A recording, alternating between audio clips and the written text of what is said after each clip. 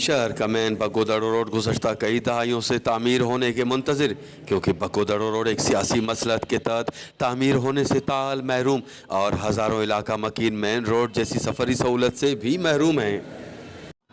इन वक्त ताणी MAMP ते कई चक्कर पंध करे चुका आहियूं त हे जेके 20-25 साल जा आसरा ॾियनि था, अॼु ठहे थो सुभाणे ठहे थो, अफ़सोस चवणो पए थो त हिन रोड जो हालत में कई हादसा थिया आहिनि। असांखे को सहूलियत ई न आहे रोड जे बारे में, न बिजली जो न पाणी जो, रुगो गंदगी गंदगी आहे, ॿियो का शइ न आहे। रुगो जेको बि रोड ठहे थो, न छा रोड डेली चवनि था त अॼु रोड ठहे थो। असांजी उमिरि कम से कम 45-46 साल थियो आहे, असां रोड शहदादकोट बगोर रोड असांजो तक़रीबन मुसलसिल 30 सालनि खां के हिकु चकर ठहियो आहे, सो बि नाकारा ठहियो। उन खां बाद में इन मथां पत्थर विधा विया आहिनि। पत्थरनि खां पोइ हितां जी आवाम सां मुसलसिल सालनि जा साल आज़ार थियो वियो आहे।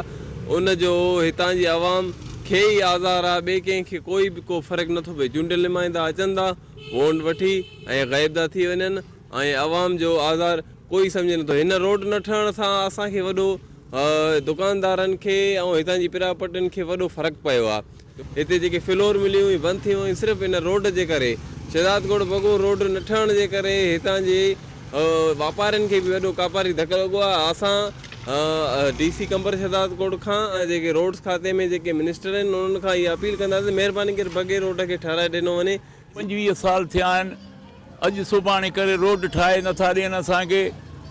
ॻोठ फैज़ मोहम्मद, उन खां बाद वॾेरो यार मोहम्मद, हे विच में का शइ न आहे ठहियो। जेको पैसो अचे माण्हू खाई था वञनि। असां ठही विया आहिनि, बाक़ी हू ठहिया ई न आहिनि।